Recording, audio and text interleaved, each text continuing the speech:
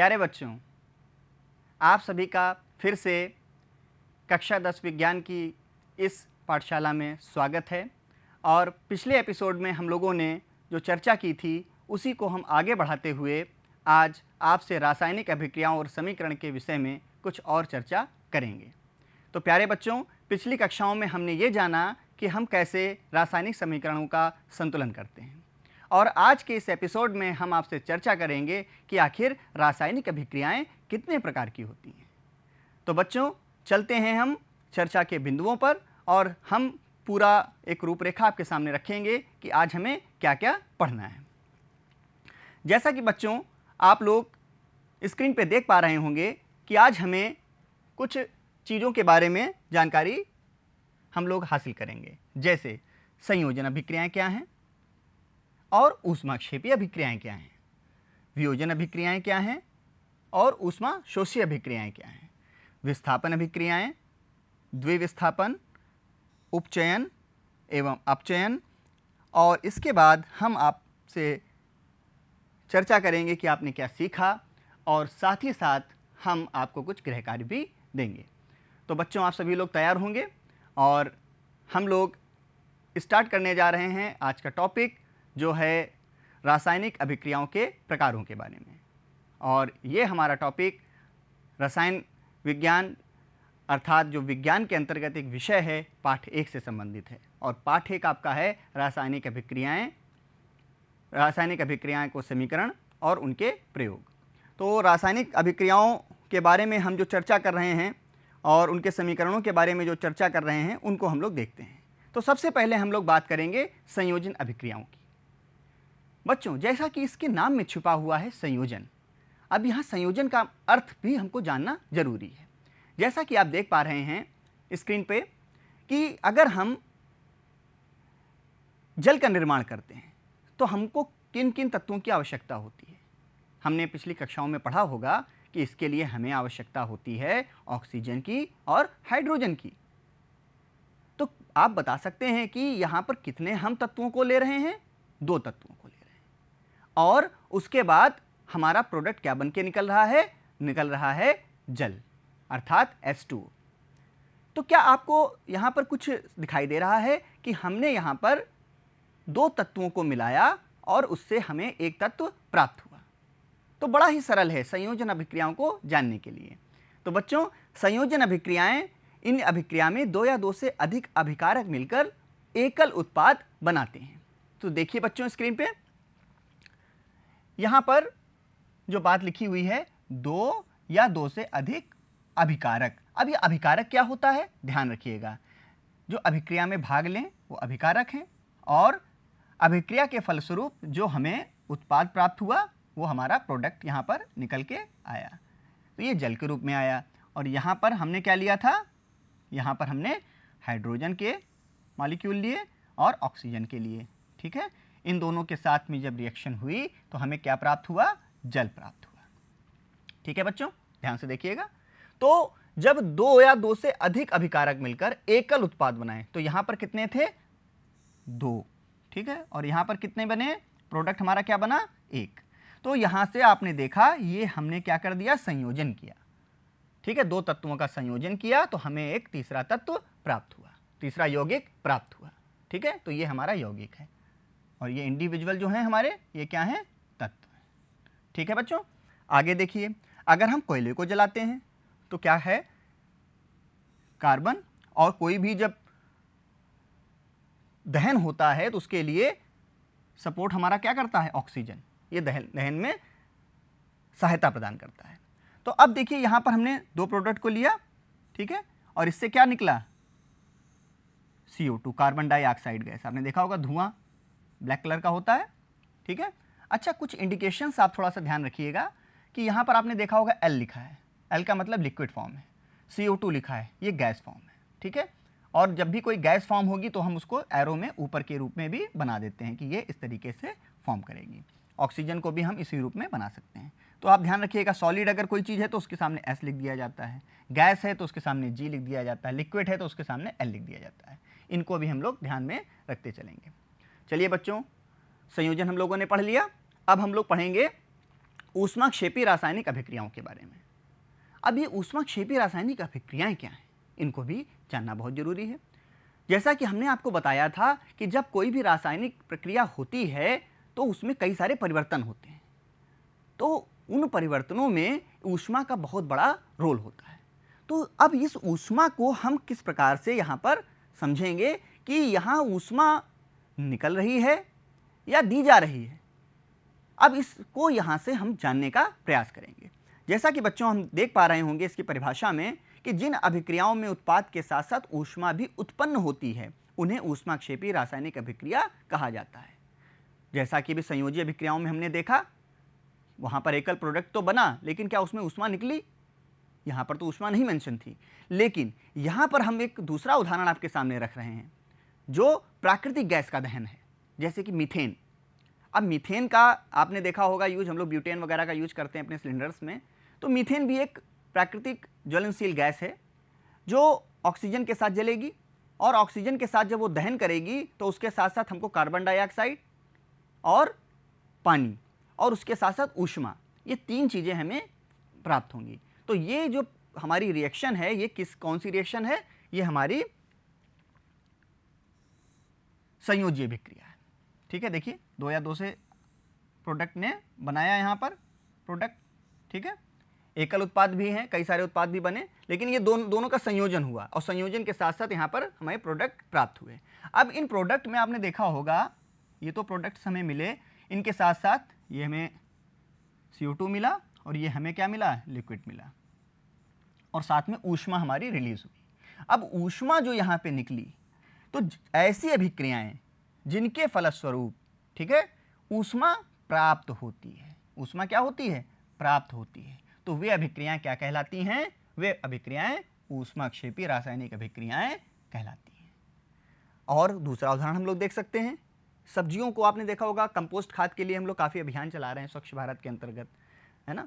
तो हम लोग क्या करते हैं कि जो साग सब्जियां होती हैं, घर का जो कूड़ा होता है, तो उसको उसके हिसाब से हम लोग आपस में मिलाकर कहीं पर एक जगह गड्ढा खोद के या कहीं पर उसको रखते हैं। तो आपने देखा होगा कुछ दिनों के बाद किण्वन के फलस्वरूप, अब किण्वन भी प्राकृतिक अवस्था में होता है, ताप है और बैक्टीरियल फंक्शंस हैं, तो कई सारी चीज़ों से क्या होता है? किण्वन होता है, और उससे क्या बनती है? हमारी खाद बनती है। क्या बनती है? खाद। और खाद या उर्वरक उसको हम बोल सकते हैं, है ना, इसका हम लोग प्रयोग करते हैं। और उससे भी क्या निकलती है? ऊष्मा। आपने कभी ध्यान दिया होगा कि जहाँ पर खाद वगैरह होती है, पास वगैरह होती है, वहाँ पर देखा होगा हल्का सा आपको गर्मी महसूस होगी। तो क्या है वो गर्मी? क्या है वो? ऊष्मा वहाँ पे रिलीज होती है। तो ये भी अभिक्रिया जो हो रही है वो कैसे अभिक्रिया हो रही है? ऊष्माक्षेपी। ठीक है, तो वहाँ पे ऊष्मा का क्षेपण हो रहा है, अर्थात ऊष्मा निकल रही है। अब हम लोग बात करेंगे वियोजन की। जैसा कि इसके शब्द में छिपा हुआ है, वियोजन का मतलब है टूटना। अब टूटना के रूप में अगर हम उदाहरण दें कि अगर हमने कोई एक पदार्थ लिया और उस पर हमने ताप, दाब, अन्य अवस्थाओं के द्वारा उसको जब हमने रिएक्शन उस पर हमने अपना प्रयास किया रिएक्शन का, तो उससे क्या हुआ? हमें 2 प्रोडक्ट निकलकर मिले, 2 या 2 से अधिक भी मिल सकते हैं। तो उसका क्या हुआ? विखंडन हो गया, टूटाव हो गया। अब वो टूट जो गए वो किस प्रकार से टूटे, उसके रूप में हम 3 उदाहरण आपको दिखा रहे हैं। या तो हम ऊष्मा के द्वारा उसको तोड़ेंगे, या हम विद्युत वियोजन के द्वारा तोड़ सकते हैं, या हम प्रकाशीय वियोजन के द्वारा तोड़ सकते हैं। तो एकल अभिकर्मक टूटकर जब छोटे छोटे उत्पाद प्रदान करता है, एकल अभिकर्मक जब टूटकर छोटे छोटे उत्पाद प्रदान करता है, तो यह अभिक्रिया कहलाती है वियोजन अभिक्रिया। जैसा कि आप लोग स्क्रीन पे देख पा रहे हैं, तो हमने क्या किया? वियोजन यहाँ पर 3 माध्यम में, 3 स्वरूप में हमें दिखाई दे रहा है। पहला हम अगर देखें ऊष्मीय वियोजन, जैसा कि हम जानते हैं चूना पत्थर है और बुझा चूना, ठीक है, यहाँ पे इसको चूना कर लें। तो चूना पत्थर से बुझा चूना, आपने देखा होगा घरों में जब हम लोग चूने की पुताई वगैरह करते हैं तो पानी डालते हैं, पानी डालने से एकदम से ज्वलन हमको दिखाई देता है। तो यहाँ पर क्या है? देखिए ऊष्मा, ठीक है, और उसमें से हमको क्या मिला? कैल्शियम ऑक्साइड और कार्बन डाइऑक्साइड गैस निकल गई, ठीक है। तो ये चीज़ आपको समझनी है। दूसरा हम लोग क्या करते हैं? विद्युत प्रवाह कर दिया, जैसा कि एनोड और कैथोड का आपने पढ़ा होगा कि विद्युत वियोजन हम लोग करेंगे तो क्या होगा? देखिए यहाँ पर पानी लिया और पानी को हमने क्या किया? इस प्रकार से प्लस और माइनस में अगर हम देखें, ठीक है, H प्लस OH माइनस, इसके अब ये वाला जो है ये इधर की तरफ और ये वाला इधर की तरफ, मतलब ये कैथोड और एनोड ऋणात्मक धनात्मक की ओर जाएगा और धनात्मक वाला ऋणात्मक की ओर, ये टूट जाएगा, अलगाव हो जाएगा। तो यहाँ पर देखिए 2H2 अलग हो गया और O2 अलग हो गया। अगर हम इसको इस फॉर्म में देखें तो 2H प्लस और O2 माइनस माइनस, ठीक है, तो ये आपको दिखाई दे रहा होगा। तो यहाँ पर विद्युत प्रवाह के द्वारा हमने कर दिया वियोजन। अब प्रकाशीय वियोजन भी आपने देखा होगा, जो फोटोग्राफी में यूज होता है, ब्लैक एंड व्हाइट फोटोग्राफी पहले जो होती थी, तो वो कैसे किस प्रकार से संभव हो पाई। AgCl, सिल्वर क्लोराइड के हमने 2 अणु लिए, ये सॉलिड है, और उसको सूर्य के प्रकाश में, सूर्य का प्रकाश जब दिया तो सिल्वर अलग हो गया और क्लोराइड अलग हो गया, ठीक है, क्लोरीन गैस यहाँ पर निकल गई। तो ये क्लोरीन गैस अलग हो गई और सिल्वर अलग हमें प्राप्त हुआ। तो यहाँ पर देखिए वियोजन हो रहा है, 2 यहाँ पे पदार्थ आपको दिखाई दे रहे होंगे। इसके बाद अगर हम बात करें उक्त अभिक्रियाएं, अब इन अभिक्रियाओं के फलस्वरूप हमको कहीं ना कहीं ऊष्मा दिखाई दे रही है। देखिए यहाँ भी ऊष्मा है, यहाँ भी ऊष्मा है और यहाँ भी ऊष्मा है, ठीक है। तो उक्त अभिक्रियाओं में अगर हम बात करें तो ये सभी कैसी अभिक्रियाएं हैं, ये सभी ऊष्मा शोषी अभिक्रियाएं हैं, क्योंकि पदार्थों के वियोजन में ऊष्मा, विद्युत या प्रकाश की आवश्यकता होती है। ऊष्मा की आवश्यकता होगी, विद्युत की आवश्यकता होगी या प्रकाश की आवश्यकता होगी। तो यहाँ हमने जाना कि वियोजन अभिक्रियाओं के लिए जब हम किसी एक अभिकर्मक को ऊष्मा देकर तोड़ते हैं, छोटे छोटे उत्पाद में वो टूटता है, अर्थात हमको उसमें ऊष्मा क्या करनी होती है, ऊष्मा हमें देनी होती है। और जबकि हमने इससे पहले कौन सी अभिक्रिया पढ़ी थी, ऊष्मा क्षेपी अभिक्रियाएं, उसमें हमें क्या हो रहा था, ऊष्मा हमारी निकल रही थी। तो इस चीज़ का हम ध्यान रखेंगे। अब हम बात करते हैं विस्थापन अभिक्रियाओं की। अभी सारे प्रकारों को एक बार हम फिर से रिवाइज कर देंगे, जिससे आपको कोई भी किसी प्रकार की दिक्कत ना हो। अब विस्थापन अभिक्रियाएं क्या हैं? इन अभिक्रियाओं में अधिक क्रियाशील तत्व कम क्रियाशील तत्व को उसके यौगिक से विस्थापित कर देता है। अर्थात जो ज़्यादा रिएक्टिव होता है एलिमेंट, तो वो क्या करता है, वो दूसरे तत्व को रिप्लेस कर देता है। जैसा कि हम देख पा रहे हैं स्क्रीन पे, ध्यान से देखिएगा, ये जिंक है और कॉपर सल्फेट के साथ जब हमने इसकी रिएक्शन कराई तो इसने क्या किया, जिंक ने कॉपर के को क्या कर दिया, विस्थापित कर दिया, और इसने आबंध बना लिया किसके साथ, सल्फेट के साथ। तो देखिए ZnSO4 बन गया और कॉपर को इसने क्या कर दिया, रिप्लेस कर दिया, ठीक है ना। तो इन अभिक्रियाओं में अधिक क्रियाशील तत्व, तो इसका मतलब Zn जो है वो Cu से अधिक क्रियाशील तत्व है, ठीक है बच्चों, बात एकदम क्लियर हो गई आपको। अब देखिए द्विविस्थापन अभिक्रियाएं, ये अभिक्रियाएं क्या हैं? द्विविस्थापन अभिक्रियाओं में क्या होता है, इन अभिक्रियाओं में उत्पादों का निर्माण 2 यौगिकों के बीच आयनों के आदान प्रदान से होता है। अभी तक यहां पर एकल विस्थापन हो रहा था, अब यहां पर क्या होंगे, 2 विस्थापन होंगे। यहां Cu अकेला छोड़ दिया गया, इसको दूसरा कोई भी नहीं मिला जिसके साथ ये अपने संबंध बना पाए। लेकिन जो द्विविस्थापन अभिक्रियाएं हैं, यहां पर हम लोग देखते हैं कि क्या होने जा रहा है। ध्यान से देखिएगा, Na2SO4, ठीक है, और BaCl2, ये 2 हमने प्रोडक्ट लिए और इन दोनों को हमने क्या किया, इनका संयोजन किया। अब संयोजन के फलस्वरूप देखिए हो क्या रहा है, यहाँ पर जो यौगिक के बीच आयनों का आदान प्रदान हो रहा है, मतलब Na2 जो है ये Cl2 के साथ में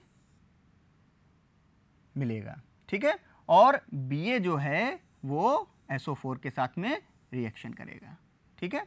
अब इनको अगर हम इलेक्ट्रिक फॉर्म में अगर तोड़ के देखें तो 2Na+, ठीक, और यहाँ पर क्या है, Cl-। अब यहाँ Cl2 है तो 2 अणु यहाँ पर हैं, ठीक है, तो क्लोरीन का माइनस हो गया, यहाँ Na+। अब ये देखिए यहाँ पर 2NaCl बनाएंगे, ठीक, अगर इनको हम तोड़ दें तो 2Na+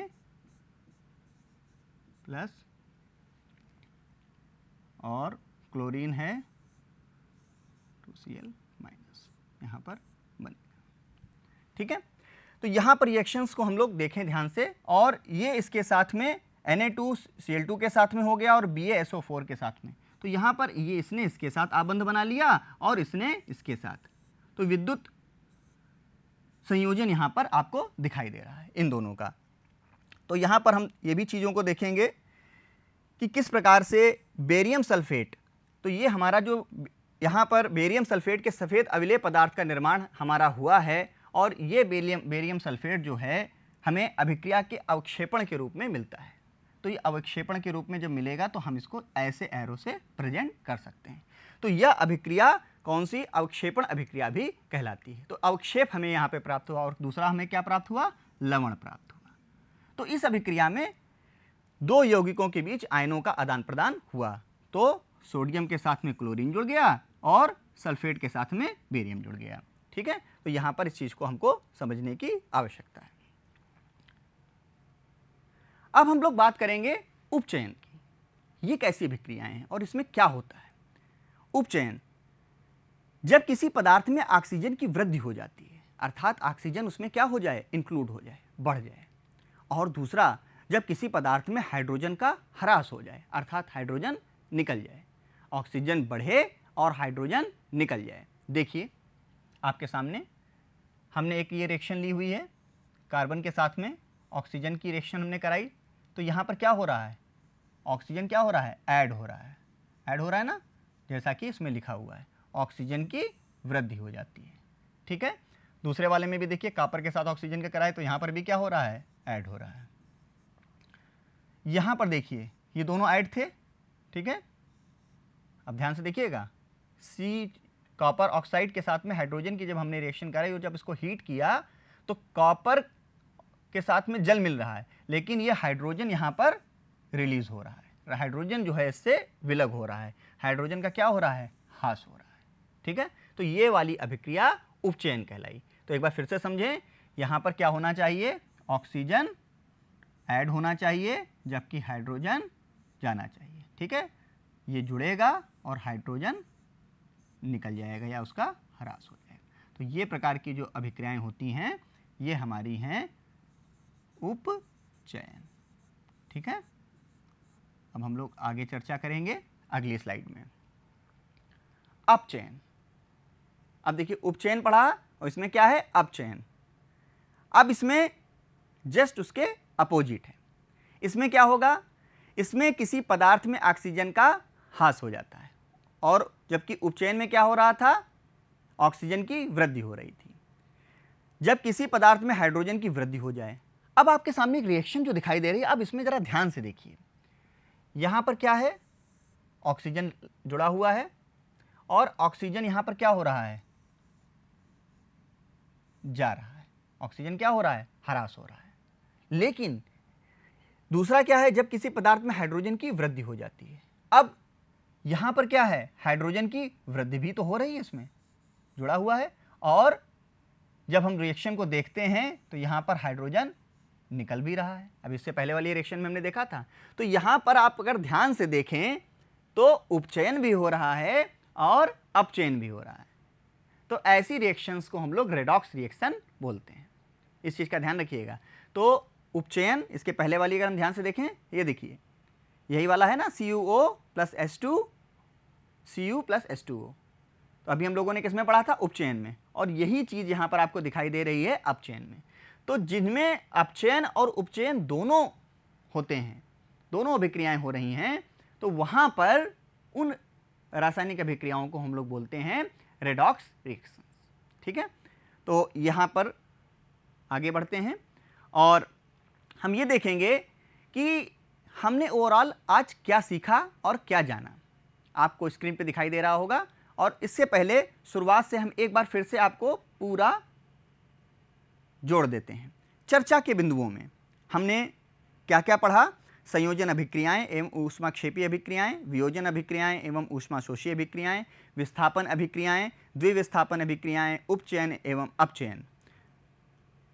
संयोजन अभिक्रियाओं में हमने सीखा कि इस अभिक्रिया में दो या दो से अधिक अभिकारक मिलकर एकल उत्पाद बनाते हैं। जैसा कि हमने जाना कि हमने दो पदार्थों को लिया और उनका संयोजन किया तो हमें कोई एक पदार्थ प्राप्त हुआ। ठीक है, कोयले का दहन हमने किया तो हमें कार्बन डाइऑक्साइड गैस मिली। तो यहाँ पर हमें किस प्रकार की रिएक्शंस दिखाई दी, अभिक्रिया दिखाई दी, संयोजन अभिक्रिया दिखाई दी। दूसरा, ऊष्माक्षेपी रासायनिक अभिक्रिया, जिन अभिक्रियाओं में उत्पाद के साथ साथ ऊष्मा भी उत्पन्न होती है उन्हें ऊष्माक्षेपी रासायनिक अभिक्रियाएं कहा जाता है। और ये अभिक्रियाएं संयोजन में भी हो सकती हैं और अन्य रिएक्शंस में भी हो सकती हैं।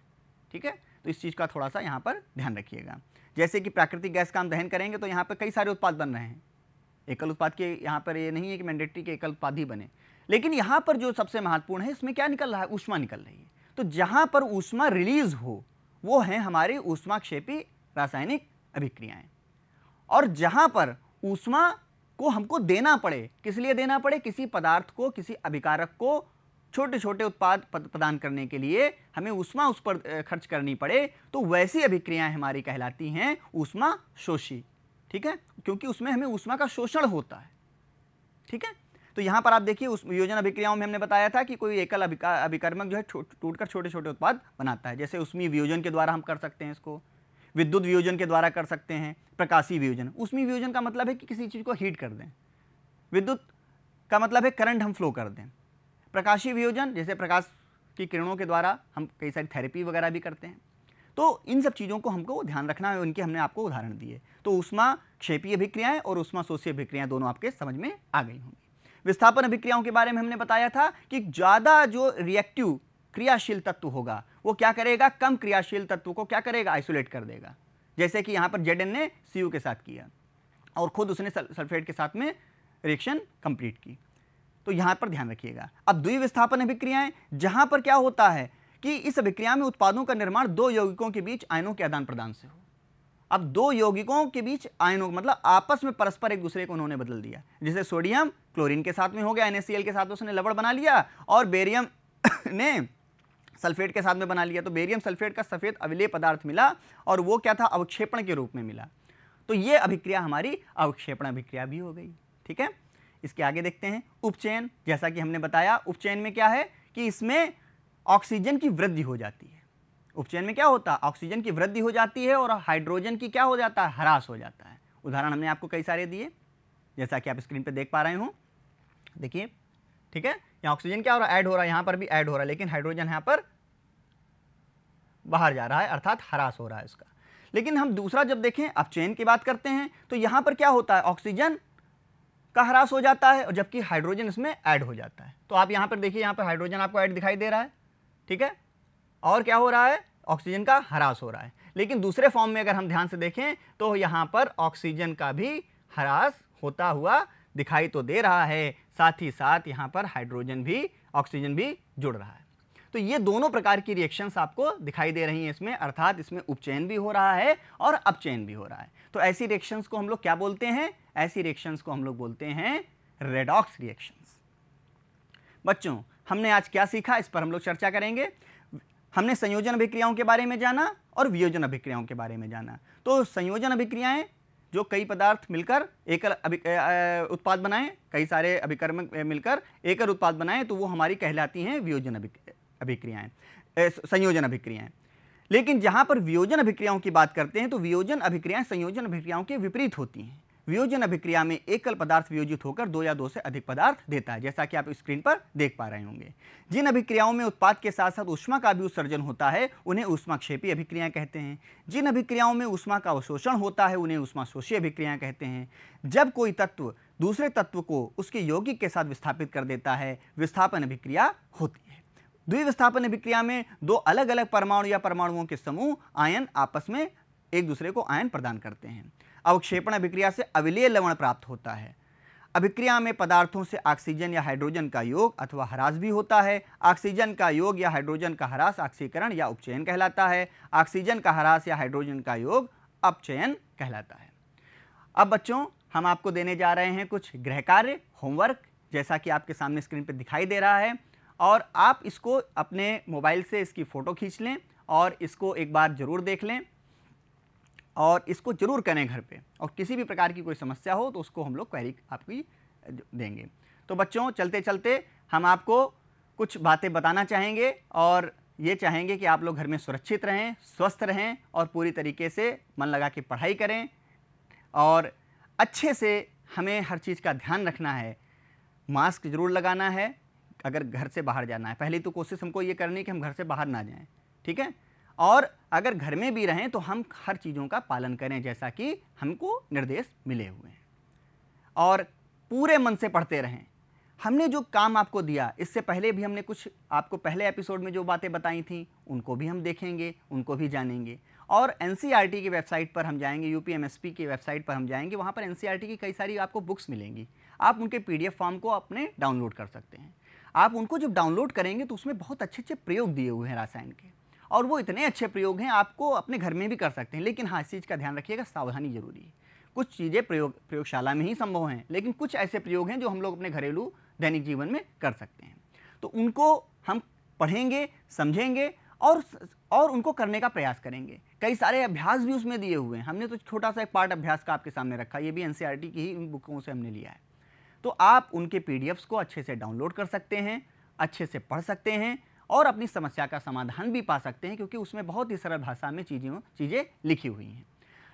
तो बच्चों, हमने पिछले वाले पाठ में हम लोगों ने पढ़ा था कि कैसे हम समीकरणों को संतुलित करेंगे। इस वाले पाठ में हमने पढ़ा कि रासायनिक अभिक्रियाओं के कौन कौन से प्रकार होते हैं, क्योंकि ये हमारा बेस तैयार हो गया।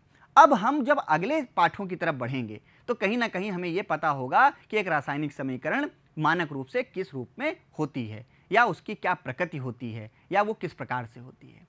तो बच्चों, जैसा कि हम रसायन पढ़ रहे हैं तो हम अपने दैनिक जीवन में होने वाली घटनाओं को भी समझते चलेंगे और जानते चलेंगे। अब हमारा भी मन लगेगा कि आखिर ऐसा क्यों हो रहा है, आखिर ये चीज़ें ऐसे क्यों होती हैं, कैसे दूध फट जाता है, कैसे दूध से दही बन जाता है, ठीक है, क्या मौसम में परिवर्तन आ रहा है जिसकी वजह से क्या होता है, जंग लग रही है।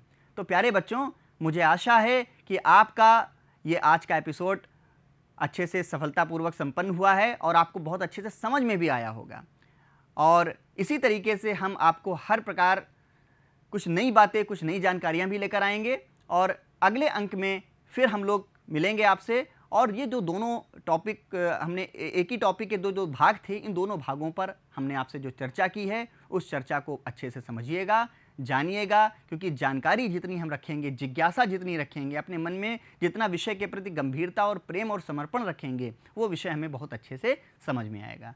तो मैं आशा करता हूं कि आप लोगों को ये पाठ बहुत अच्छे से समझ में आया होगा, आपकी शंकाओं का समाधान भी हुआ होगा। तो प्यारे बच्चों, इसी के साथ मैं अपनी बात को यहीं पे विराम दूंगा, और मैं चाहूँगा कि आप लोग खूब पढ़ें, आगे बढ़ें।